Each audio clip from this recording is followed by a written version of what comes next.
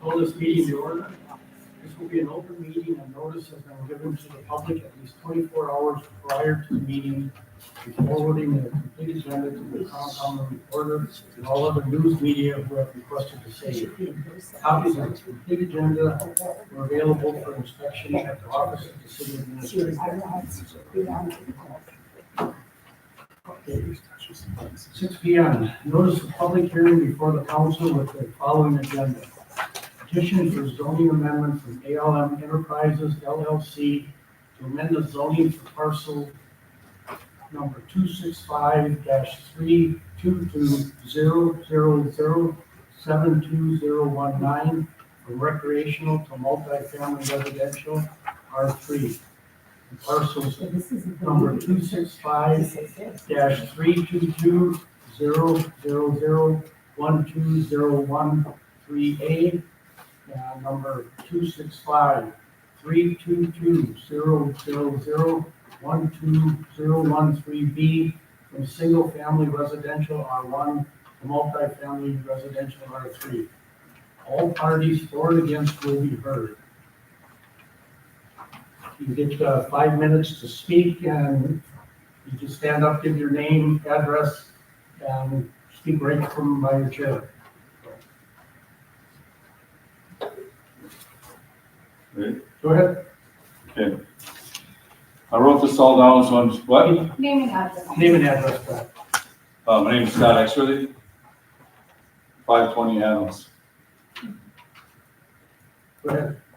I just wrote this down, so it's 5 minutes, trust me. So, to the city council, the statements I'm about to give are a compilation of my opinions and observations throughout the years and are in no way intended to be malicious or threatening. I have lived in this neighborhood for 52 years, or in this town for 52 years, and in fact, I still live in the same neighborhood as I grew up as a kid. I would like to begin by refreshing the memories about the chronology of events that took place prior to the zoning change request by ALM Enterprises presently on the table. Hopefully I have the sequence of events correct, but this is how I remember it. 2 guys named Dave and Larry own a golf course. The golf course completely floods, goes bankrupt. City buys the golf course, including the land on the block across from my house. City sells the land to ALM, and in my opinion, with the promise that it'll rezone the northern portion of the block from residential, recreational, and the remaining lots that Dr. Allman once owned from R1 to R3. The southern portion, which I'm concerned about, of the block was then rezoned from recreational to R1, and the remaining 3 lots were already zoned R1. ALM promised everyone that the southern portion of the block would all be houses. They also promised that the land along Porter Ave would all be residential houses with the intentions of a larger apartment building to be built on the southern portion of the main body of the old golf course. So I recently looked at the plans, and as far as I can see with the new plans that are coming forth, they have no intentions of keeping these promises. They have no intentions of following through with their business plans that you have already voted on a few years back. The Adams Street lots, which has already been rezoned from recreational to R1 at the request of ALM, are now planned for another 6-place townhouse. Also, they have no intentions of putting up houses along Porter Ave, as they stated just a few years back. Now they want to put up multiplex apartment buildings in the 3-phase plan. I have 3 problems with this. We already granted ALM rezoning on the Adams Street lots from recreational to R1 with the promise of building houses on them. I feel they are not keeping their promises and should be kept to their original building plans. I, in my opinion, just don't understand the need for so many apartment buildings in the city. In my opinion, we should be pushing for more development of 1-family houses. In 1970, I had a picture of my friend on this population sign, but I forgot it. But in 1970, the population of Oconto was 4,667. The population is now 4,628 as of 2022, according to Google. a net loss of 39 people in 50 years. And our high school student population has declined significantly over the decades. And I feel apartment buildings and townhouses don't promote families that want to stick around and put roots down into this city. 3, the evolution of apartment buildings can sometimes not be so good. Once profit has been realized, they usually go into disrepair. Remember, once it's zoned R3, there's no guarantees it'll remain, quote, high-end R3, what everyone's telling me. Once it's R3, developers can make it whatever they want, high-end, low-end, whatever. I just don't understand why you want to cram so many people in such a small neighborhood when there are better options available. Pat Brennan's land next to the Shell station is one of them. Plenty of room for a sea full of apartment buildings and townhouses. And best of all, it's easy access to the highway for commuters. Unlike the neighborhood I am in, the traffic is going to become unbearable, in my opinion. Hundreds and hundreds of cars going by my house every day. I am not against progress. In fact, I am all for it. Increased population in our city would be good. I am just against the way it's being done. ALM Enterprises is reneging on their promises and are trying to change their original business plans. Plus, I hear through the grapevine that they're asking for a 5 to 6 year tax break and also city funds to subsidize all of this. Maybe we should grant tax relief to young couples starting out so they would be encouraged to build on many vacant lots here, not grant tax relief to multi-million-dollar companies building apartment buildings. For the life of me, I can never understand that concept. We need to grow the city by inviting people here who want to lay down roots, not continued apartment buildings that tend to promote transient workers. Thank you. Thank you. Anyone else want to speak for or against? Laura,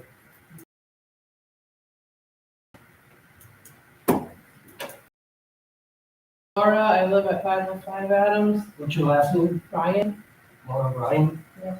505 Adams? Yeah. I just purchased one of the newer houses on Adams Street last year, and I'm very thankful that there is a new house for me to purchase. But I don't really want apartments in the area or any multifamily buildings because I just don't want there to be quote unquote scum, poor low level people. Like the neighborhood is beautiful, and so it drew me to the area. I love how everybody has their house all cleaned up. Everybody has everything messy like other cities that I can. And they have apartment buildings that aren't being like that. So I'm just putting my 2 cents in that. I love the area that I bought, and that's why I wanted to stay there. Nice quiet location. And if you add a whole bunch of apartment buildings and things like that, it's just going to make it not pleasant to live in. Thank you.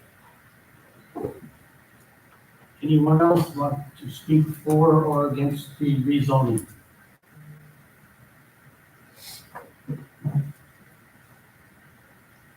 Anybody else want to speak for or against rezoning?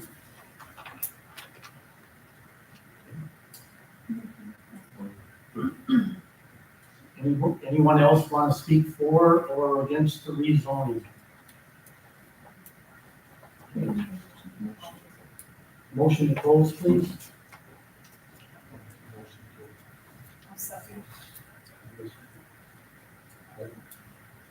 All in favor, say aye. Aye. Opposed? Motion carried to close the hearing. Okay, we move right on to council meeting. Public meeting order, roll call. Mayor Cliff Martin. Here. Gerald Anderson. Here. D. Don Levy. Here. Kyle Brack. Here. Riley Soul. Here. Lori Spenstrup. Here. Dan Zeller. Here. Attorney Calvert. We move on to number 3, invocation and pledge of allegiance by Alderperson Earl Henderson. Lord, pray that this governing body the wisdom to make wise decisions on behalf of this community. Help this council to work together and unite in these decisions to reach our mutual goals. In God we trust. Amen. allegiance to the flag of the United States of America and to the republic for which it stands, one nation, under God, indivisible, with liberty and justice for all.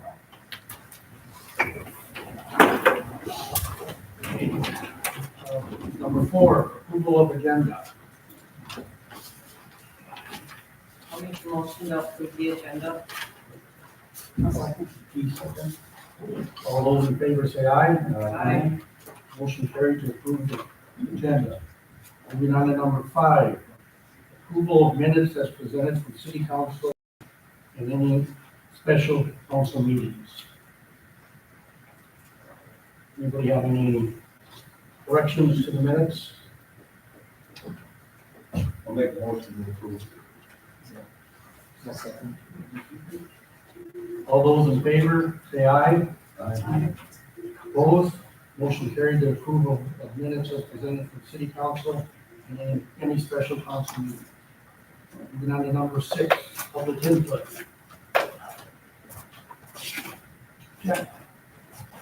Jack Urban, 361 Van Dyke. I don't know if I was supposed to speak before or now. Rezoning is whatever you guys do, I don't live there. But if the grapevine news is true that there would be some funding available or free tax dollars, as a business owner, I'd be very concerned about that. We come to meetings for certain entities and there's never any money and everybody's worried. It feels like we're pulling teeth with tweezers. You gotta be careful granting discounts to certain entities. I pay a lot of taxes here. We don't get any breaks. So be careful what you guys wish for. Don't open the bad can of worms, so please think through that. The zoning is what it is, Okay. But I hear all the time, there's no money for this, no money for that. You have to be very, very wary with all that stuff. So, Thank you. Any other public input? Hello, my name is Casey Soul. I live at 616 Washington Street. I'm here today to talk about ordinances and our local ordinances. Ordinances are the rules that we all have to follow. They're for everybody. These are, the guidelines are how we're all supposed to act. And I'm asking city council to follow those same ordinances. Specifically, I'm looking at ordinance 2-3-16A, which speaks about eligibility to be on city council. You have your little book over there, Bob, with ordinances, you can look it up. And it states pretty clearly that you need to live in the city of O'Connell to be on the city council. There's no ands, ifs, or buts about it. It is clear cut. And somehow, we have let Lori Senstrup sit on the city council. And it's against city ordinance. And I know that you guys claim that there's a state statute that you're hiding behind, which causes confusion. Are we following local ordinances or are we following state statute? Or are you guys just kind of moving back and forth with whatever is most convenient for you? And if that's the case, can we as citizens do the same thing? If I don't like a local ordinance, but the state statute fits my needs, can I follow it and you guys will be okay with that? That's a real question. I also reference ordinance 2-317, section A, that gives this committee the power to remove Lori from this city council because she lied. She does not live at 609 Washington Street. That's fact. I pulled public records. Her W-4s, her I-9s, all signed in April of this year, state her living out on County NN. The council packets that get delivered to you guys by the police get delivered to County NN, which is outside of the city. She has stated on Facebook that she's finally moving to the country. She does not live in the city. So I'm confused as to why she's sitting on council. Which leads me to, your intent. That's what I heard. Remember that, Brittany? You said we don't know what her intent is. So what's your intent, Lori? Is your intent to move to 609 Washington Street? I don't think it is. I don't think you've ever lived there, and I don't think your intent is to live there.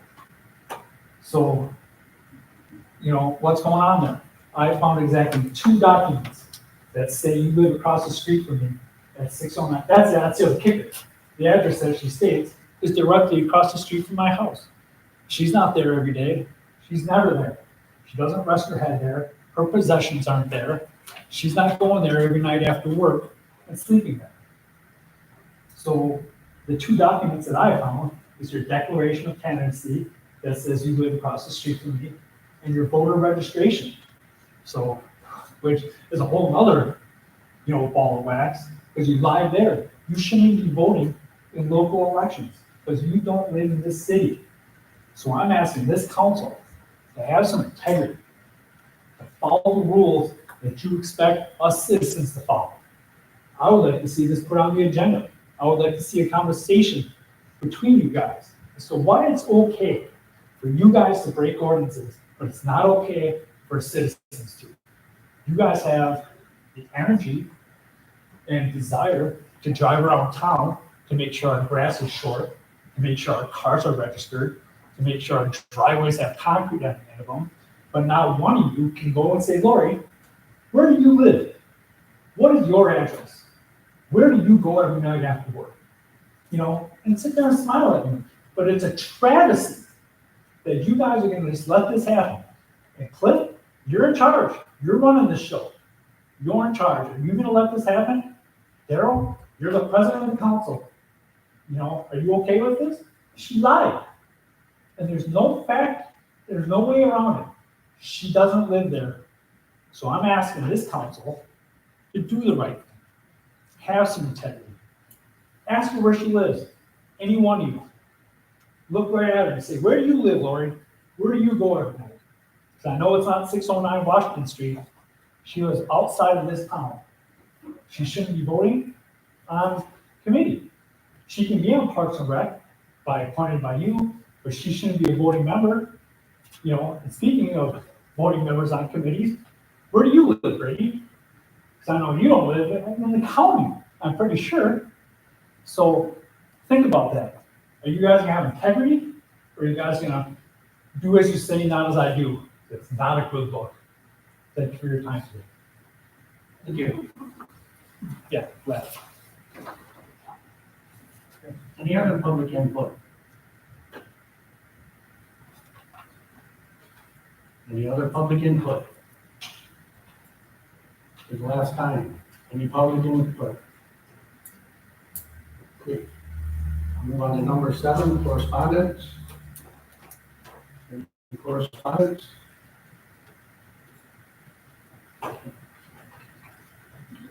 Couple things I want to bring up.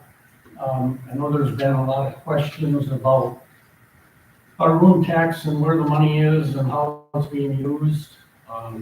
At this point right now, we have a total of, and I'll get your copy of this, and all the council members. There's a total of, as of the second quarter of 2024, there's a total amount of $12,211.61. There is $3,663.48 in the city, that's our 30%, and there's $8,548.13 at TEDCOR, which they do not have the authority to spend without being approved by the council. So that money is sitting there, waiting for what we want to spend it for tourism on. They are putting together a tentative plan of what they are recommending we use it for. Second thing, a lot of citizens are going to notice that there's a new vehicle going around town from the fire department. That is a new command vehicle that was totally paid for by grant money, so it's none of the city money was used for that vehicle. That is now back from, it's got all the equipment in it, just like a police car basically, and Josh Chief Busted will be using that. The pickup truck that was being used is going to be repaired because there's a lot of rust on the bottom, like by the rocker panels and stuff, and that's going to get fixed up. And then we can decide where we need to use that vehicle. all I have on correspondence at this point. Anybody else have any correspondence? Yes, Do you think, is it bad that they got the rent of this, rent relief? yes, Can you please thank them for their we did. We already have done that.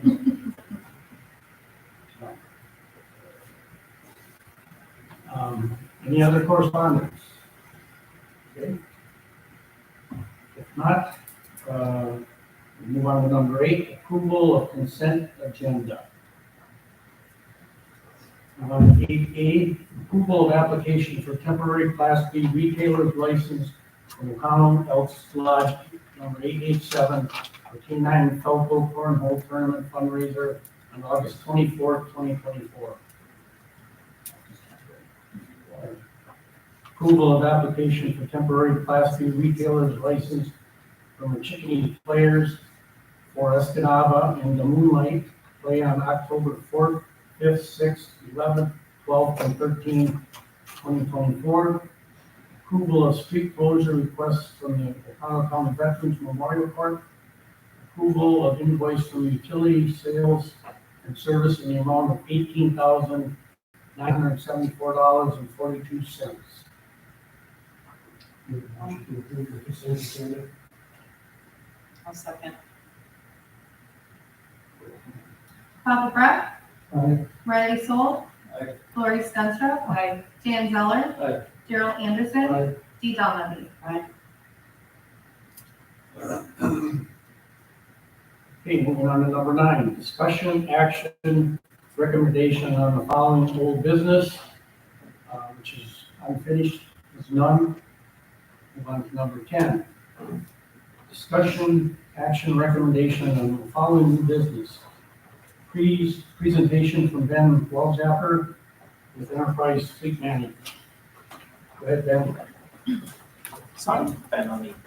Kick us off, Brad? Yeah, so, guys, I'm here with Carter. I talked to a lot of you guys last week. So we got Ben down here finally. Basically the reason I wanted Ben to come is kind of explain the program, this lease program, because it's a lot different than a normal lease where you're doing from a dealership. So this one in 2022, as far as our fleet goes, one, because I have a passion for it, and 2, going in a really south direction quickly, and if we don't get ahead of it, we're gonna have a problem. So I try to do that with also being respectful to our budget and not asking for anything extra or doing anything that we're already doing. Some of the technology that I would like to update in the cars isn't gonna be doable unless we do something like this lease program. Ben will explain a little bit about how the first year being prorated for us will actually help us update some of the equipment in cars that is 10 to 20 years old. Just because our first year will be significantly cheaper. The problem we're running into when we do one squad car, where we're at right now, we are pretty much needing a squad car every year with the rotation that we have. We are getting busier too, so I'm hoping that adding the one will help us for years out to come, that we won't need to keep adding one. But at the same time, with us adding one, our fleet's already aging to where several cars, I think almost 75% of them are gonna be over 100,000 miles by the end of the year. So if we go another year, I'm really concerned about what that's gonna look like, and then we're gonna get to a year here where we're gonna need to replace 2 at once. We're trying to be as frugal we can with the maintenance part of the budget, but even that is running low, and I have cars that have need thousands of dollars of things replaced at certain times. So I'll hand it off to Ben here. The sheet that I gave you is something that I came up with. The reason I didn't want to just give you guys, well, it costs $17,000 to outfit a car, and we're gonna be, every time we get a car, it's gonna be 17 grand. There are things in our current vehicles that can, and in my opinion, should be reused to save money.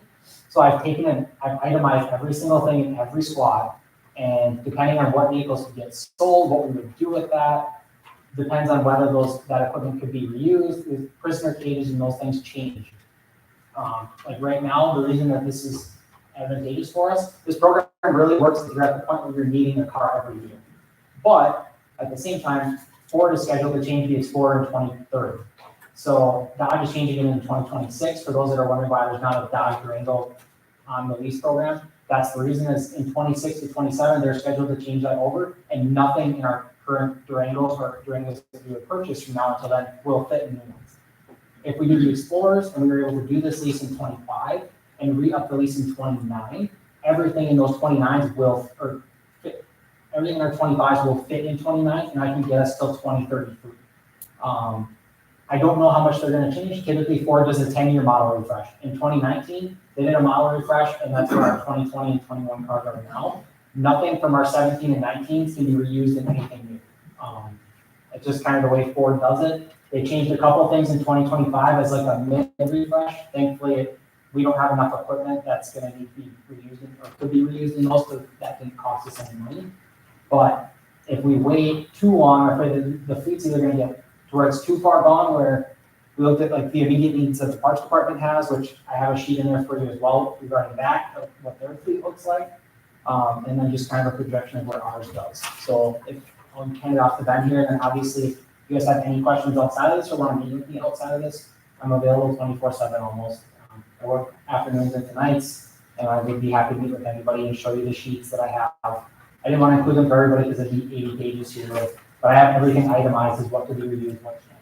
So. Thanks, Brad. Yeah, so my name is Ben Walchess, where I work with Enterprise, like the rental car company. Been with the company for 17 years, and the government program has come a long ways here in the state of Wisconsin. So we have over 50 municipalities and counties that are already using the program today. And when we first met and talked, we looked at the full fleet list from the city, and there are some very old vehicles there that are not only aging in terms of condition and wear and tear, but also from a safety perspective.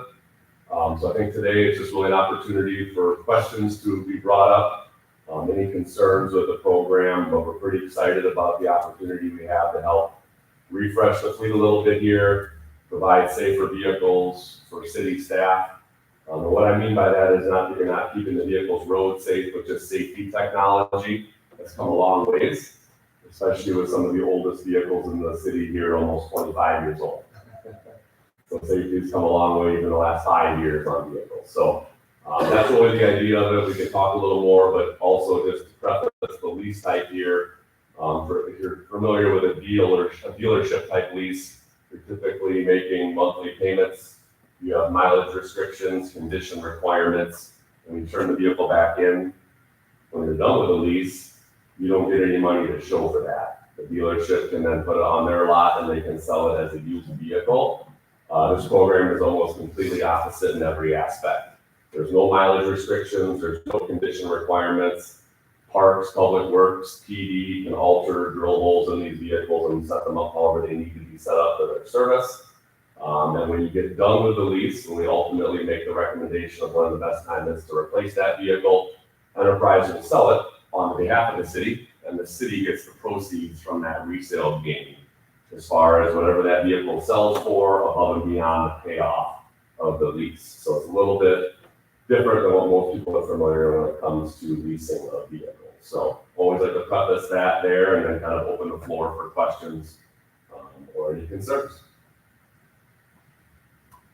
Ben, could you please, when we had that Zoom meeting, you gave us an example of a smaller city that had done this and how they kind of rolled their equity, so to say, into their payments, and then it ended up being a very small amount. Could you kind of give a comparable to all of us with that? Yeah, so that's always kind of the thing when you get started, especially with a fleet as old as the current city here has, you're kind of starting at the highest cost because you don't have a lot of resale value in the vehicles that you own today. As we get into this program, we're going to be starting to be able to sell some of your leased vehicles where it's bringing back $12,000, $15,000, $20,000 in resale value, even on a leased vehicle that you don't own outright. And when we start doing that, we can apply the gain of the resale towards the replacement lease and drive down the cost. So there are cities, for example, here that have like detective type vehicles that they're only having to budget like $2,200 a year for. That's how cheap the monthly payments are. So that's what the goal is to get a healthier fleet going and long-term down the road, add vehicles to the program and stay within that same kind of fixed or flat budgeted line item. Just an example, a city They have a flat budget where they don't want to exceed it. Within that budget, they started with 16 vehicles. You fast forward now 6 years later, they have 33 vehicles for the same cost as the initial 16 that they started with. Just a little bit, obviously, of a bigger example. There's only about 25 vehicles in total here within the city that we'd be helping out with eventually or potentially. But just to give you that kind of scale, that even in just 6 years, we moved from 16 leased vehicles to 32 leased vehicles for the same cost. So that's just, if you're leasing a vehicle through a dealership, that would never happen, right? Because you'd always have your fixed monthly payment. Every time you turned in a leased vehicle to a dealership, your monthly payment would stay the same or would likely go up due to inflation. So with the resale value, this program is designed to do more about compounding that resale value and leveraging that. Because if you're buying and holding on to vehicles for 20 years, you're not really getting any resale. Whereas with the enterprise program, we might sell that one vehicle 5, 6, 7 times over that 20-year period. And every time we're selling it, we're bringing back more resale value. So that's how this program works versus just trying to do a dealership lease and trying to make those flat payments every year. One thing I didn't try to bring up too, so how we kind of came about this is Chief Dubek and I were visiting some other upfitters. When I say upfitter, they install the emergency lights, siren, that type of thing in the spots. That was starting to get the cost after COVID, but that was getting way out of hand. We were having somebody local do the work, and it was still the amount, like, I just went up like 130% for emergency lights. So we started skimming down on how much emergency lighting we were doing, and I was trying to find a way. So I went directly to a dealer, and now we get dealer costs on lights rather than paying an upfitter their other 30% that they're marking up on the lights. The upfitters actually, we kind of explained our issues that we're having with the budget and like how are we going to get this figured under control. And the upfitters suggested that we start talking to departments that were doing the lease program because they were seeing newer vehicles come through, and those departments had good things to say. So I talked to the Village of Seymour, I talked to Hobart Lawrence, talked to Calumet County, Marathon County. I didn't talk to a single agency that had anything negative whatsoever to say about it. The only thing I was the Village of Seymour City Administrator, I forget who exactly it was, said they found out that it was actually better for their Parks Department and the Street Department than it was for the PE. We have upfit costs that when we have to upfit these squad cars and things that have to go in and out of them. So it does work really well for us, but it works even better. You'll see that in that projection that I have written up for John of how much more equity he can turn over than we can. The equity that Ben, the projected equity that we would have in our squads after the 4 or 5 years is, I can tell you right now, way more than I can get for a car when I put it up for silent auction. Usually because the last one we did had 185,000 miles on it. The exhaust leaked into the cab, which is one of the reasons we ultimately had to get rid of it. And it was junk at that point. Where now we're not turning over junk, and I can also reuse some of the equipment on it. When we're going 10 years on a car, almost none of that equipment gets reused because the model refreshes and that type of thing. So I didn't talk to a single agency that had anything negative to say, and they were actually all, Hobart Lawrence got to the point actually where they were planned on their first 4-year lease when they turned over their, I think, 7 or 8 cars. And those lease payments went down, they leased 4 more to get the rest of their fleet involved. Wausau PD, I talked to their captain there, they have 35 cars that are all leased through their pricing. They did 20 at first, it worked out, now they're leasing another 15, so all 35 of theirs are leased.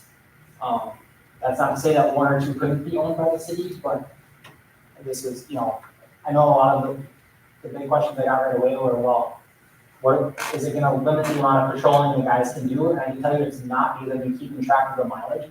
Right now, we're going over 2,000 miles a month because our cars are getting used 24/7. We have 2 cars in specific that are getting used nonstop. And it's becoming a problem with getting that. It's constant oil changes, it's constant maintenance on those 2 because they never stop running. That's part because we don't have another car. We're down 1 car. So essentially, 1's getting used more than it should be, well, 2 are getting used more than it should be. And that's causing the cost to even go further up than they normally would. Yeah, the easy explanation of that is a pickup truck that's a normal civilian pickup truck holds the resale value a lot better than a pursuit rated SWAT. So still financially beneficial for the pursuit rated vehicle, but even more financially advantageous for the pickup trucks because of the fact they hold the resale value better. So then when they do lease, who makes the determination when it needs to be turned in? Is it a mileage? Is it a year, so many years that you have to have that one specific vehicle or? So we meet with you every year to evaluate what the markets are looking like. So we're gonna every year show you what the vehicle's worth versus what the payoff is on that lease. And so what we're gonna do is make the recommendation to replace it once you're in a good equity position, because then that allows you to snowball that equity money down towards the next lease to lower the payments, to either save more money on the existing budget or to add more vehicles to the program. So it's basically a year-over-year recommendation from Enterprise, but the city would hold the final say in terms of, yes, let's move forward with that replacement, or no, let's hold off and wait one more year to reevaluate it. So to answer that question from my end too, there may be times where it's advantageous for the police department, now that I'm keeping track of what equipment can go in and what can't go out, or what can go in and go out, that type of thing. It may be advantageous to get rid of a car 6 months earlier if I can get, say they change it in 29, which it's scheduled for 2030, but say it's 29. And I can save us $13,000 of equipment, of having to purchase new equipment by getting rid of it 6 months early. I did ask, and that is an option as well, and it's something I will keep track of monthly almost. To get this off the ground will be able just a nightmare for me to get everything situated, but once we're rolling with it, I'll be able to know, well, if we can get 6 2029 or 4 2029 cars rather than waiting until 2030, it may not be the model design, but at least I'm not spending $40,000 in equipment to upfit new ones when I have equipment that can be reused. We won't run into that every time, but if I can save us 40 grand at once to get us another 4 years down the road, it only makes sense. So that's where that comes into the piece side of it. Yeah, you're able to replace the vehicle before the initial term is scheduled for, if it makes financial sense. You're able to extend it if you want to extend it longer. You can even lease to own if that's what makes the most sense for the city down the road. This just provides a much more budget-friendly way to replace vehicles that are probably near double in cost of what they used to cost 15, 20 years ago to buy. I have a question. So if we're starting out brand new and everything is coming in all at the same time here, it's kind of like when you buy a new house, you buy all the appliances and everything kind of goes through at the same time. So how do you phase this so that we're not continually upping the same thing at the same time, to phase this in to save on costs? Yeah, so with this type of volume, I think we're looking at potentially 3 to 4 squads. I mean, that's not going to be a huge volume, and the whole point of this program is to get you out of those vehicles before those issues start to hit. So the squads are going to be underneath warranty up until 100,000 miles. So for the most part, we're targeting replacement prior to 100,000 or at that 100,000 mile mark. So there's the added benefit, and Brad hit on it with your operating budget. I think that's from a maintenance perspective. It sounds like the city as a whole has been in a lot of pain lately. I think there were a couple of engines you had to completely replace in parks or public works. I know PD has had some major repair issues. So not only is it going to hopefully help the capital budget, but it's also going to help the operating budget in that regard. Maintenance on the vehicles during the term of the lease. What happens, for instance, an engine goes out? Who's responsible for that? So the vehicles are really the same as far as the ownership and responsibility as they are today. It's just a different way of acquiring and funding the vehicles, if you will. You'll have Enterprise to back you if there's issues as far as if it's under warranty or just outside of warranty. You're going to have Enterprise at your back to help with any of those potential issues. But yeah, if you need an oil change done or you need normal PMs or anything reactive done to the vehicle, the city would do it the same way they're doing it today. If there is a manufacturer recall for whatever reason, for defects or whatever, then would that be the city's responsibility to deal with that, or does that go back to you guys to deal with that? We would just notify you of that. But then the city would have to take care of the Correct. problem? Yeah, it would need to go to the dealer. So if it's a Ford, it needs to go to a Ford dealer for a safety recall. If it's a GM vehicle, that's go to a GM dealer for the safety recall. So you're going to have an Enterprise website if we get the program started. And when you go into that website, you're going to see any time the vehicle's passed through for service. And you're going to see any time a vehicle has an outstanding safety recall that you've acquired through Enterprise. And just to answer that question too, we've had a couple, like recently, two Explorers got like major recalls on them.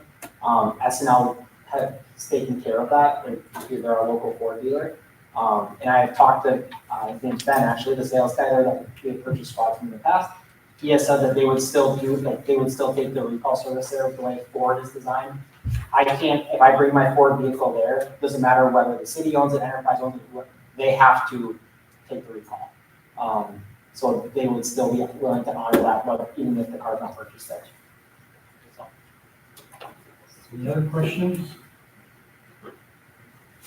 Can I just make a comment, please? Sure. I just wanted to take note on the second page, and I know you guys had a chance to look at this, but we are able to lease 5 new squad cars with updated equipment at a cost of $61,548, which is less than getting 1 new squad.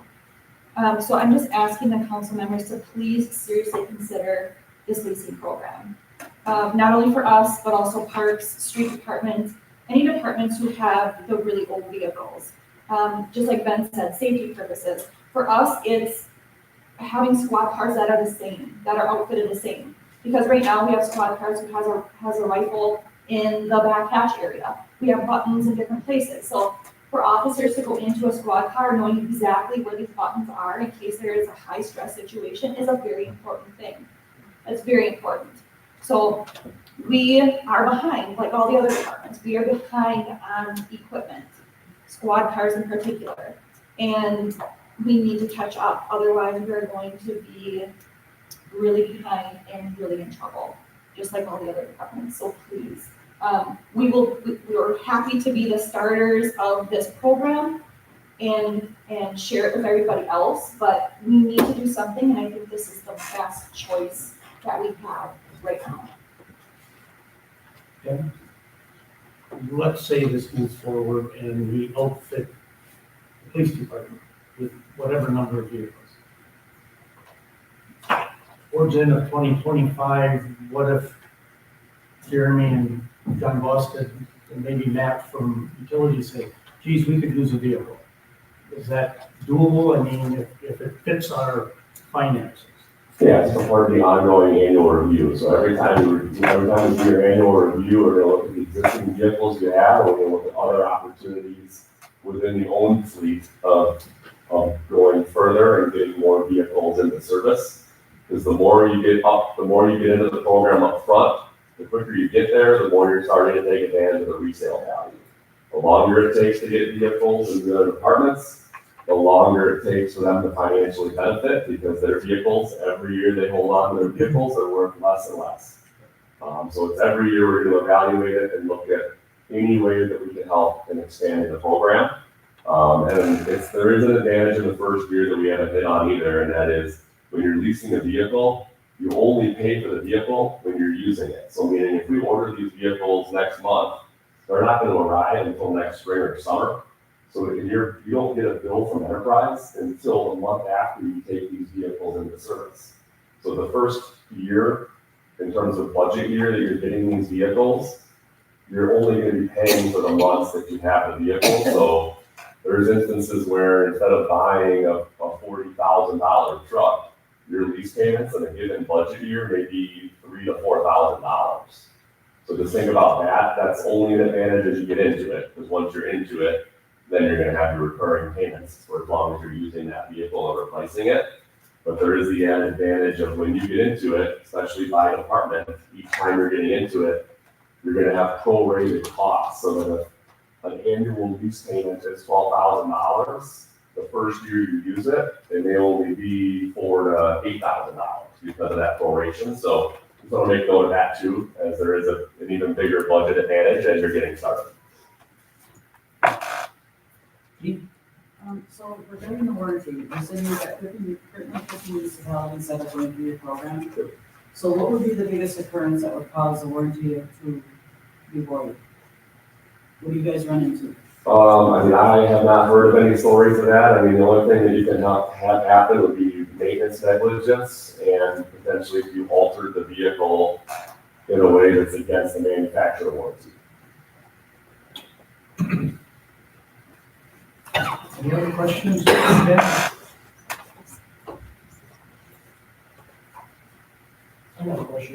if you voted, say if you had one of our police cars struck or in an accident because of a chase or anything like that. So our insurance recovery that the warranty. It would be reviewed obviously by your insurance company, and if there was anything that would have happened that would potentially cause an impact on that, I would hope they would try to get the vehicle totaled. But there should not be an occurrence like that, but that would be on a case-by-case basis, and, you know, as long as that vehicle is repaired, it would all come down to the insurance company and the manufacturer.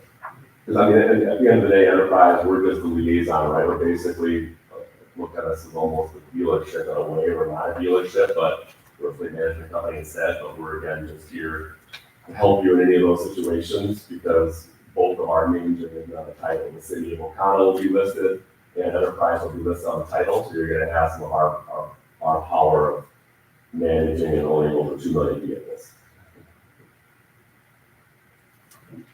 Any other questions?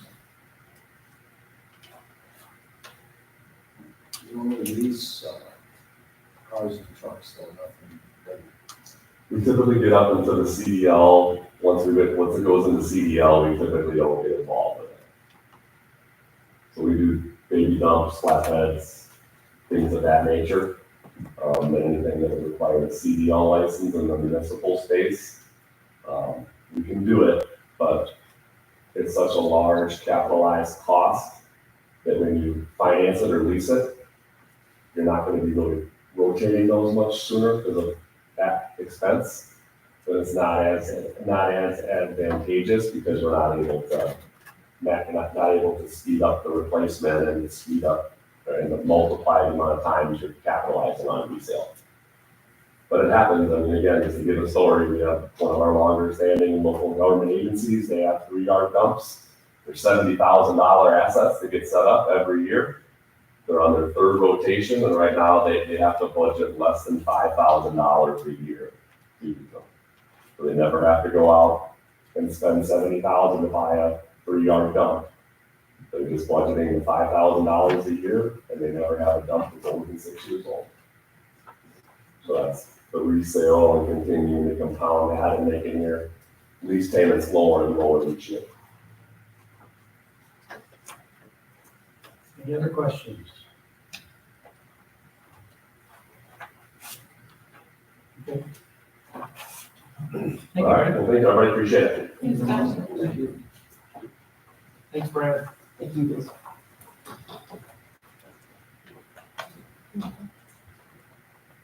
Moving on to 10B, approval of appointment of building inspector as zoning administrator.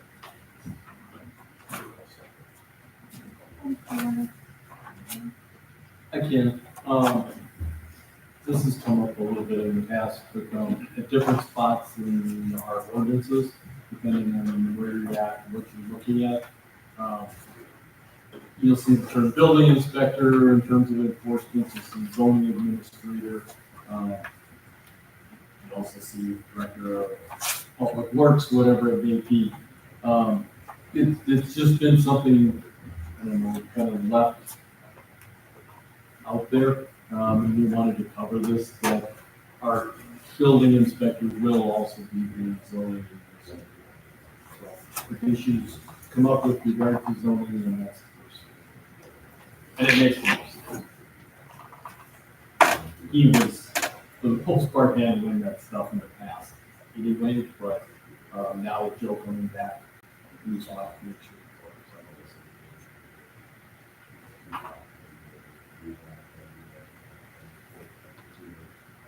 Have any questions on that? Oh, go ahead. Is there any special certification that needs to be doing that or any training? All the zoning questions.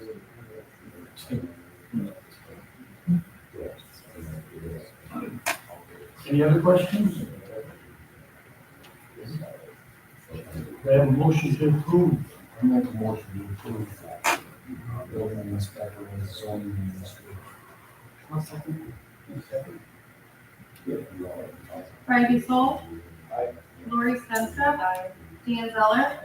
Daryl Anderson. T. Donahue. Aye. Bob McGrath. Okay, moving on to 10C. Approval of preliminary resolution declaring intent to exercise special assessment police powers under Wisconsin statute 66.0703, Spies Road and Yakima Road.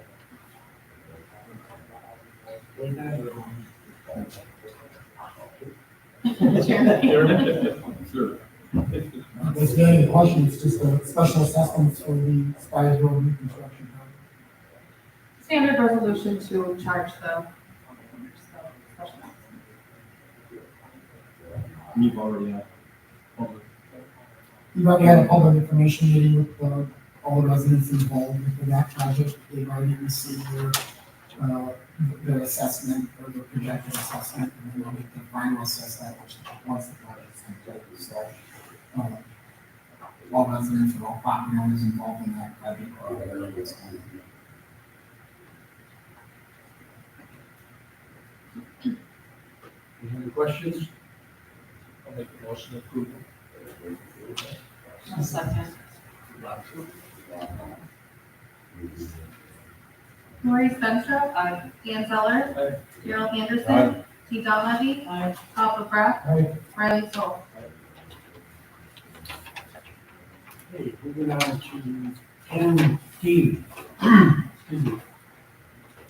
Approval of petition for zoning amendment from ALM Enterprises LLC to amend the zoning for parcel number 265-32200072019 from recreational to multifamily residential R3.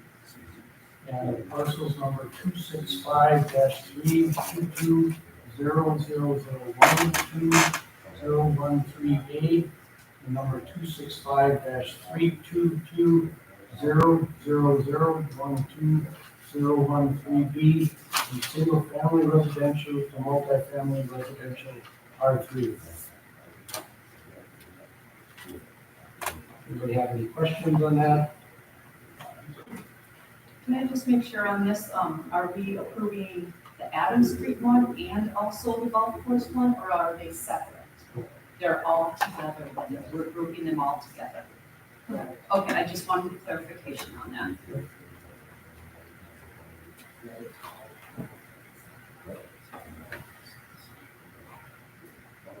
Any questions or comments? Question? No.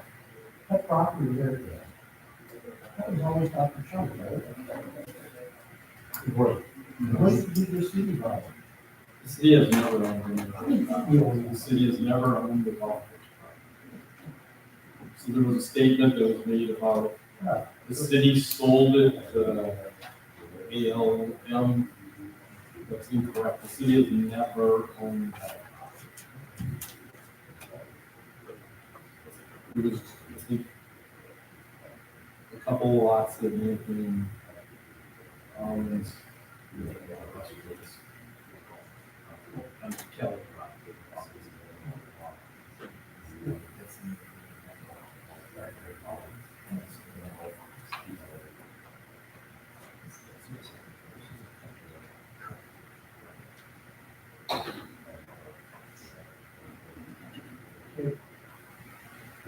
Any other questions or comments on this?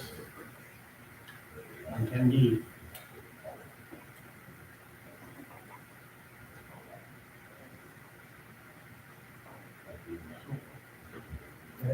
What exactly is being built on that Adams Street property?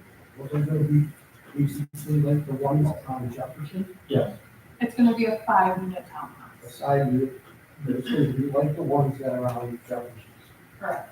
So basically, everybody that was living there knew that they were getting private apartment house. I don't believe that's correct, because those two on Adams Street were slated for single-family houses back at the day. And actually, I sold my property on 510 Adams Street, and I was here for those meetings, and those two were slated for single-family homes. And actually, that's one of the reasons I sold my house on Adams Street, is because I myself did not want to live by apartment. weeks. So I made the election to get out before any of these were built. So, and I do know that those were slated for single families. So, yeah, so, I mean, the plan all along, from when I bought the golf course, which I bought it directly from the seller at the time. City did not buy it and sell it to me. But anyway, we always had slated on the south end of Porter that we were gonna do some larger units, which are probably gonna end up to be 16-unit buildings. And there's up to 4 of those, but it'll all be down on the south end. As you transition towards the north end of Porter, we always talked about condominiums, and that is still the plan. So those would be like a 6-unit building or smaller. It might end up being twin doors. But it's something that is really popular. I've done it in other towns too. And it attracts older people, 55 and older, which is a great, I enjoy working with that clientele, just like I do with the townhomes that are on Jefferson right now. Those are all, even though they're not slated for 55 and older, that's who they attract. They're probably 70 and older.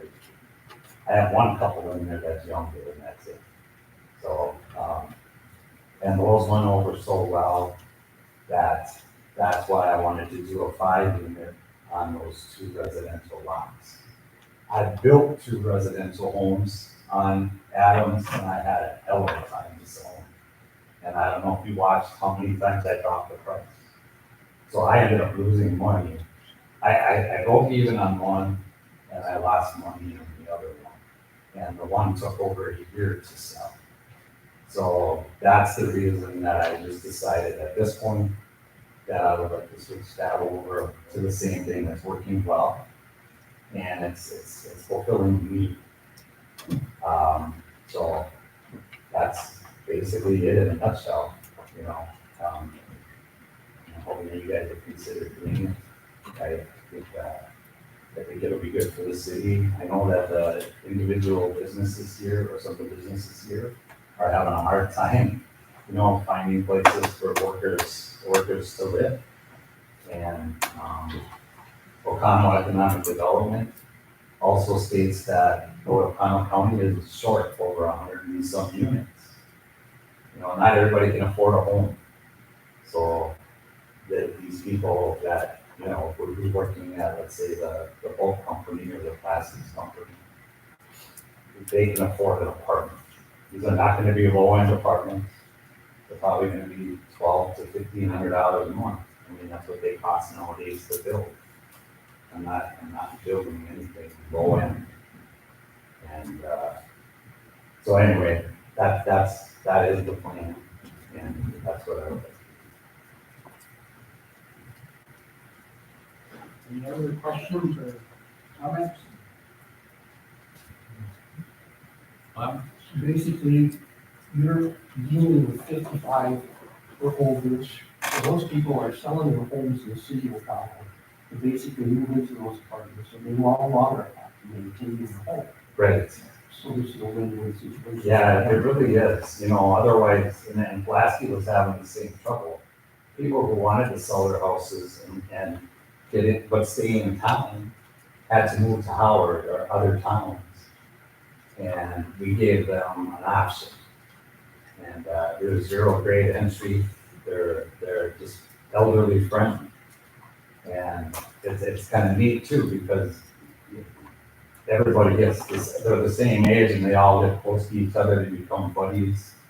I mean, the neighborhood looks great over there. It's very quiet.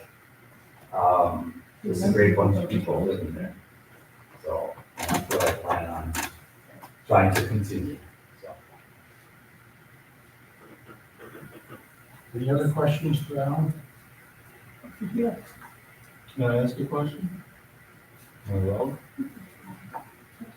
Sure. just directed at him, you know, the two lots that were on the southern portion, you know, I understand what your intentions were on the golf course. I kind of followed that all along. I was told that you were gonna put just along and border residential houses there too, not condominiums. I already knew that you had intentions of putting an apartment building on the southern end part of that. I get it. But those two lots on Adams Street were already previously rezoned at your request, and you're changing your mind. You say you lost money on those two houses, but we're not in Ocano asking for $400,000 houses. And what I stated before, we're in need of one-family houses. Why do you need to put up a $500,000 house? We can't afford that here. No, those were not, they were 350, Whatever. and I had a hard time even getting that. Put some modular It's what homes they there. cost, it's what they I got cost. one a little beyond. Okay. Yeah, I'm asking, you know, I'm just, you know, But yeah, so. But that was that's- what was promised that's the first. issue, is it's really hard. It is, I mean, the cost, even a $300,000 house in Ocano is tough to sell, and I found that out. So that's why I'm not, that's why I want to continue doing that. You know.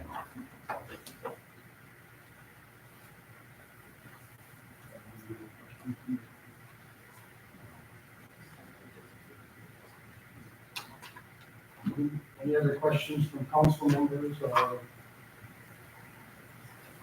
Right? I'll just say that there is a need for additional housing in our community. It's pretty well known, there's been some research studies done by TechCore. We have some large employers in the community that would benefit from additional housing. I know what Bob had said, how getting some people transitioning out of their residential homes and into multi-unit dwelling. There's advantages there. It's not ideal if this is your neighborhood and this is where you've been living for many years and these changes are coming. The reality of our community is we've got a limited amount of space to expand, and we do need to grow Oconto. It's not the perfect situation. There's a combination of things going on with these 5-plex units and the 20 unit apartment complexes and almost two separate things, but the question is, if we're gonna grow Oconto, where are we gonna put these places, and do we have enough room, and does it make sense to be building? What else? One of Al's arguments against the single family is that they're really cost prohibitive to build one, and then to get those sold right now in the market, it doesn't make that much sense. So, Scott, I get it. I know I've been through some of these zoning issues before, and there's never a scenario where everyone's happy. There's going to be some people that get it the way that they want, and other people that have to make some compromises. I'm all ears if you have specific complaints and things are going in the direction that makes your neighborhood, undesirable, or as these apartments are going to go through issues come up, and you can address them. But we really need to keep an open mind to grow in Oconto. We've got a possibility. Nothing's set in stone. Nothing is guaranteed to happen as you're aware. Plans have changed, right? The initial plan that it sounds like they presented when this property purchase did change. Well, plans do change sometimes, and we really never know the final outcome, exactly what it's going to be. We just have to make the best choice that we can for Oconto. And I think that rezoning to give it a chance to put in some dwellings that can accommodate a little bit higher density of population. If you take a look at the city as a whole, and the space that we're looking at here, is that area suitable for that sort of a development? And I think in our community situation, with what we're dealing with as far as the local land, that it does make sense to give Al a chance to put in some different developments. Again, understanding that will change the character of that neighborhood to some extent. But I sat on the planning commission meeting that we had prior to this. We talked about the potential development agreements at other meetings as well as far as this stuff goes. And I sympathize with you, and also with you and the rest of the neighbors that aren't in full support of this. I really do. But I think for the best of Oconto, at least open the door to get a chance to move forward on getting some sort of additional housing in our community is important. The planning commission unanimously approved the rezoning proposed here. It would have been nice if you would have made it to that meeting and voiced your concerns to that body of individuals as well. But being on that committee and part of that group that passed that, I will make the motion to approve the rezoning to R3. But I do definitely sympathize with you, many of you, and all of you, is I don't want you to think we're not hearing you. If there's issues that come up as this project is moving forward, please come back to us and let us know. We can address those for them at that time. We have a motion on the floor. I just want to make one comment. And maybe it would help out if Al would bring maybe some pictures of the buildings that he's built. It sounds like Pulaski's probably been one of your last. Yeah, the stuff that's in Pulaski is actually what you have on Jefferson Street right now. Right in front of our house. But what about the apartment buildings themselves? Those apartment buildings, I do have the plans and stuff, which I'm gonna We could maybe present. post them here. Sure. If anybody wants to come in and see what this is gonna look like, might ease the mind a little bit. I think anything like that would help.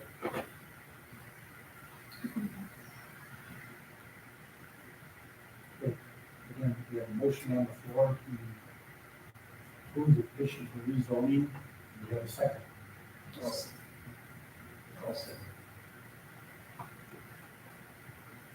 Dan Zeller, Yes. Gerald Anderson, Yes. Steve Donlevy, Bob LaFresh, Riley Soul, Aye. Lori Spencer.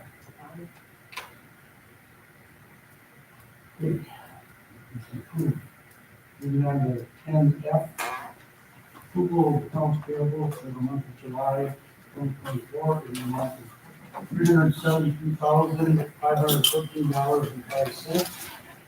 Payroll for the month of July 2024 in the amount of $179,265.01, and other financial reports as presented.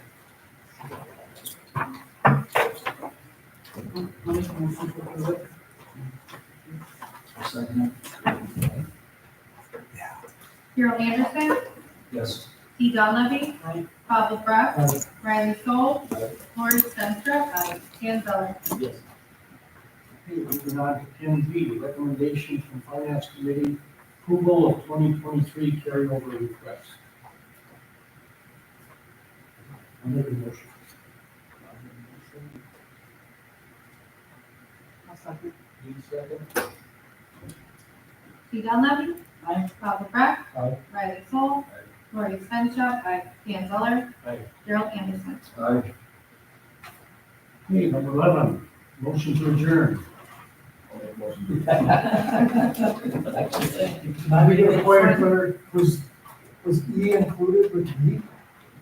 Well, it was bypassed. was bypassed because there was no approval from the Finance Committee on the developers agreement. I must have missed that, sorry. I must have missed that part, sorry. All those in favor, say aye. Aye. Opposed, motion carried to adjourn.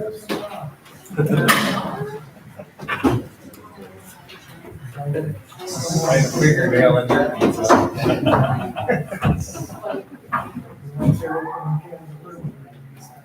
Outside meeting, let's go.